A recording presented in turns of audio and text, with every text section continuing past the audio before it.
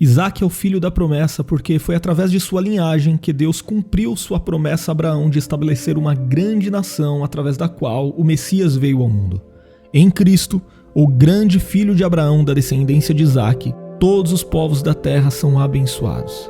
E neste vídeo, nós falaremos justamente sobre a vida de Isaque. Então, se você ainda não se inscreveu em nosso canal, aproveite, inscreva-se agora, porque aqui você tem acesso a muitos estudos bíblicos realmente centrados na palavra de Deus e desenvolvidos com o objetivo de fazê-lo compreender melhor a Escritura. É mais fácil entender por que Isaque é o filho da promessa quando olhamos um pouco mais para a história de Abraão. A Bíblia diz que Deus tomou Abraão do meio da idolatria e o chamou para sair de sua casa e partir para uma terra que ele haveria de lhe mostrar. Mas essa ordem estava diretamente relacionada à promessa de Deus de que faria de Abraão o pai de uma grande nação. Então, quando finalmente Abraão seguiu em direção à terra prometida por Deus, saindo da cidade de Harã, ele tinha 75 anos de idade. Mas Abraão ainda não possuía filhos. Talvez Abraão até pensasse que as promessas de Deus seriam cumpridas muito rapidamente, mas não foi assim que aconteceu. Deus tem uma agenda soberana. Ele tem um tempo determinado para todas as coisas. E esse tempo não é o nosso tempo. Foi apenas quando Abraão tinha 100 anos de idade que a promessa de Deus foi cumprida. Isso quer dizer que desde a saída de Abraão de Harã em direção a Canaã, em resposta à ordem do Senhor, até o nascimento de Isaque, o filho da promessa, passaram-se 25 anos. O nome Isaque significa riso ou aquele que ri. Esse nome foi escolhido pelo próprio Deus para ser dado ao filho da promessa, lá em Gênesis capítulo 17 e versículo 19. Mas quando Deus prometeu que Abraão e Sara seriam pais, Abraão riu, é o que nós lemos em Gênesis capítulo 17. Depois, quando Deus renovou essa promessa, foi a vez de Sara rir, por achar impossível que uma mulher tão idosa pudesse gerar um filho. Mas conforme nós lemos em Gênesis capítulo 21 e versículo 6, quando Isaque, o filho da promessa, finalmente nasceu, então Sara declarou que Deus realmente havia lhe dado um motivo de riso. Antes do nascimento de Isaque, aos 86 anos, Abraão foi pai de Ismael com Agar, que era uma escrava egípcia de sua casa. Mas tão logo o relacionamento entre Sara, Ismael e Agar começou a se complicar. No desmame de Isaque, Ismael, que na ocasião tinha por volta de 16 anos de idade, zombou dele. E isso parece ter sido o limite para que Sara pedisse que Abraão mandasse Ismael e Agar para fora de sua casa. Inicialmente Abraão ficou preocupado, pois se tratava de um filho legítimo seu e ele o amava. Mas Deus falou com Abraão que realmente Ismael tinha de partir como Sara havia pedido. No entanto, o Senhor tranquilizou Abraão, dizendo que cuidaria de Ismael e também faria dele uma grande nação.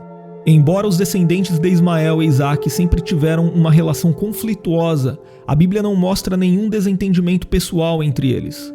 Inclusive, o livro de Gênesis registra que na ocasião da morte de Abraão, os dois irmãos se uniram para sepultar o corpo de seu pai.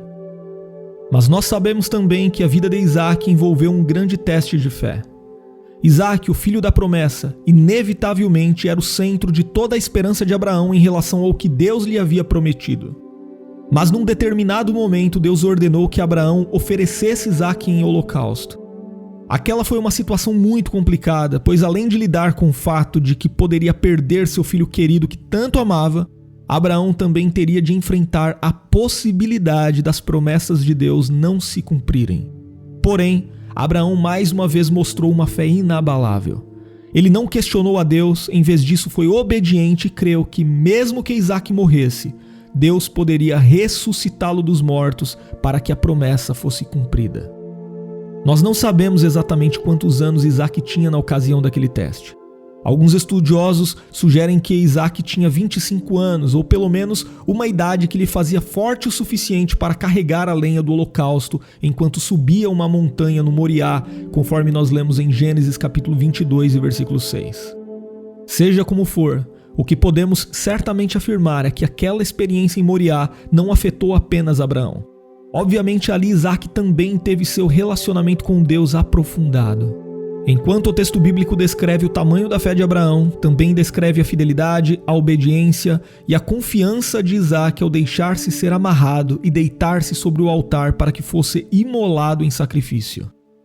Mas antes que Isaac, o filho da promessa, fosse sacrificado, Deus preparou um cordeiro que substituiu Isaac no sacrifício.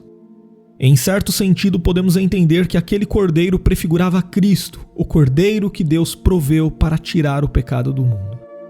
Depois, a Bíblia diz que Abraão não queria que Isaac tomasse por esposa uma das mulheres cananeias. Então ele encarregou o seu servo de maior confiança da tarefa de buscar uma esposa para Isaac em sua terra, de entre a sua parentela. Abraão creu que Deus garantiria o êxito daquela missão. Da mesma forma, o servo de Abraão também confiou e o Senhor preparou Rebeca para ser a esposa de Isaac. Isaac tinha 40 anos quando se casou com Rebeca. É importante notarmos que o casamento de Isaac foi arranjado, conforme nós lemos em Gênesis capítulo 24. Casamentos arranjados eram muito comuns naquela época. Inclusive, à luz do texto bíblico de Gênesis 24, podemos perceber que o casamento entre Isaac e Rebeca foi oficializado de acordo com o padrão de seu tempo, ainda na casa da família da noiva. Isso significa que quando Rebeca acompanhou o servo de Abraão para fora de sua casa, naquele momento ela já era oficialmente a esposa de Isaac, ainda que ambos não se conhecessem pessoalmente. Portanto, no texto bíblico que registra o encontro de Isaac e Rebeca, informando que Isaac conduziu Rebeca para dentro de sua tenda para tomá-la por mulher, Isaac e Rebeca já estavam legalmente casados. Mas o casamento de Isaac e Rebeca passou por provações. Rebeca precisou enfrentar a dor de não conseguir gerar filhos. Porém, a Bíblia diz que Isaac intercedeu ao Senhor por Rebeca, e depois de 20 anos de casamento, finalmente Isaac e Rebeca puderam ser pais dos gêmeos Esaú e Jacó. Àquela altura, Isaac, o filho da promessa, tinha 60 anos de idade. Mas durante sua paternidade, Isaac revelou uma de suas falhas ao demonstrar favoritismo por um de seus filhos. Isaac tinha maior estima por Esaú, seu filho primogênito. Então, quando seus dois filhos já eram homens formados, Isaac foi enganado por Jacó com a ajuda de Rebeca. Ele recebeu a bênção do primogênito em lugar de seu irmão Esaú. Obviamente, aquele plano astuto de Jacó e Rebeca surpreendeu Isaac, mas a verdade é que tudo aconteceu segundo o propósito de Deus. Antes mesmo que os gêmeos nascessem, Deus já havia anunciado que o filho mais velho serviria ao filho mais novo. A insistência de Isaac por Esaú, em certo sentido, foi reflexo de sua falta de discernimento espiritual. Na Epístola aos Romanos, no Novo Testamento, o apóstolo Paulo fez uma clara exposição sobre a escolha soberana de Deus por Jacó, lá em Romanos capítulo 9. Mesmo Jacó tendo usado de engano para se apropriar de algo que naturalmente pertencia a seu irmão Esaú, a Bíblia também diz que Deus torna o mal em bem, e das formas mais improváveis ele cumpre a sua vontade inviolável.